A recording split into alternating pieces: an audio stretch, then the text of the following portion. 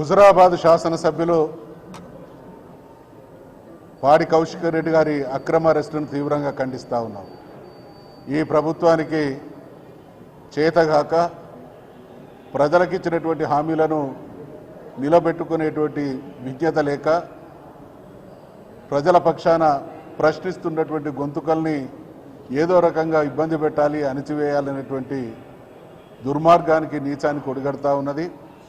గడిచిన కొన్ని మాసాలుగా ఈ ప్రభుత్వం ప్రజలకు ఇచ్చినటువంటి ఒక్కొక్క హామీని కౌశిక్ రెడ్డి గారు ప్రజాక్షేత్రంలో నిలదీస్తూ ఉంటే సమాధానం చెప్పలేనటువంటి దుస్థితిలో ఉన్నటువంటి ఈ ప్రభుత్వం ఆయనను అనేక కేసులలో ఇరికించి, ఇప్పటి వరకు బహుశా లెక్కకు మిక్కిలి కేసుల్లో ఇరికించి పబ్బం గడుపుకునేటువంటి ప్రయత్నం చేస్తూ ఉన్నది.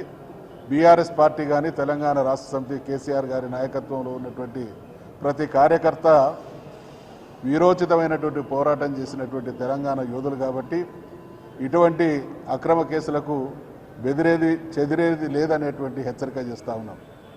ఇవాళ ప్రభుత్వం సిగ్గుతో తలవంచుకోవాలి. వాళ్ళు పెట్టినటువంటి అక్రమ కేసులు అనేకం ఉన్నత న్యాయస్థానాలు క్వాష్ చేస్తున్నటువంటి తీరును చూస్తున్నాం.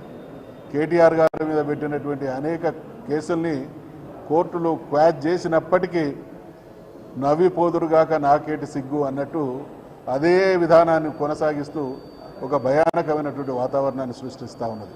శని ఆదివారాలలో అరెస్టు చేయడం అనంటే హక్కులను హరించడమే అనేటువంటి విషయాన్ని కూడా కోర్టులు స్పష్టంగా చెప్పినప్పటికీ శని ఆదివారాలను ఎంచుకొని వాళ్ళ రాక్షసానందంలో భాగంగా 1-2 రోజులైనా వీళ్ళని జైళ్లలో ఉంచాలనేటువంటి ఒక దిగజారుడు తనం చర్యలకు పూనుకుంటా ఉన్నది.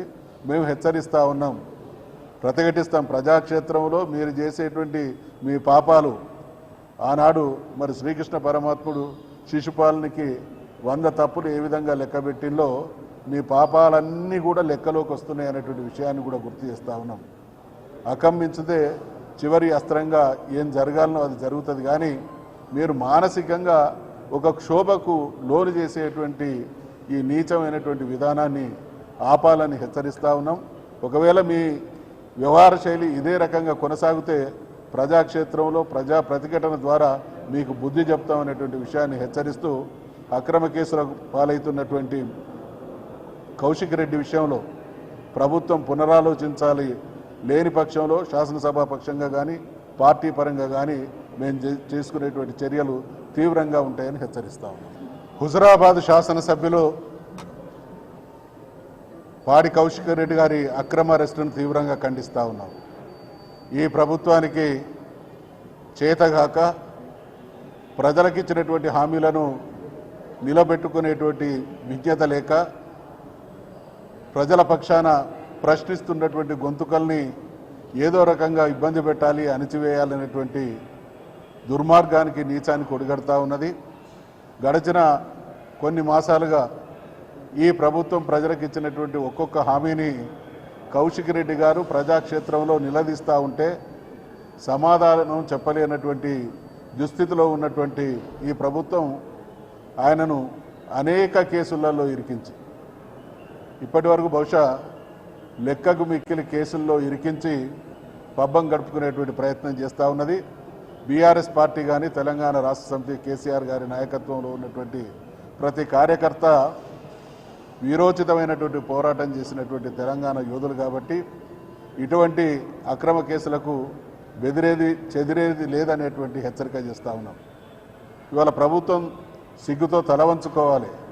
వాళ్ళు పెట్టినటువంటి అక్రమ కేసులు అనేకం ఉన్నత న్యాయస్థానాలు క్వాష్ చేస్తున్నటువంటి తీరును చూస్తున్నాం.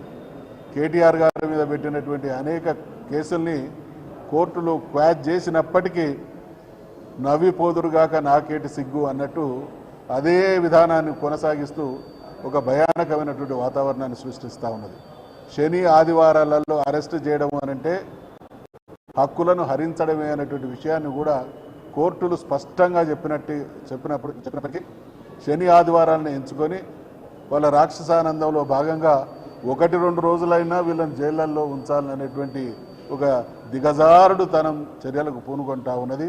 మేము హెచ్చరిస్తూ ఉన్నాం, ప్రతిఘటిస్తాం. ప్రజాక్షేత్రంలో మీరు చేసేటువంటి మీ పాపాలు ఆనాడు మరి శ్రీకృష్ణ పరమాత్ముడు శిశుపాలునికి 100 తప్పులు ఏ విధంగా లెక్కబెట్టిందో మీ పాపాలన్నీ కూడా లెక్కలోకి వస్తున్నాయి అనేటువంటి విషయాన్ని కూడా గుర్తు చేస్తూ ఉన్నాం.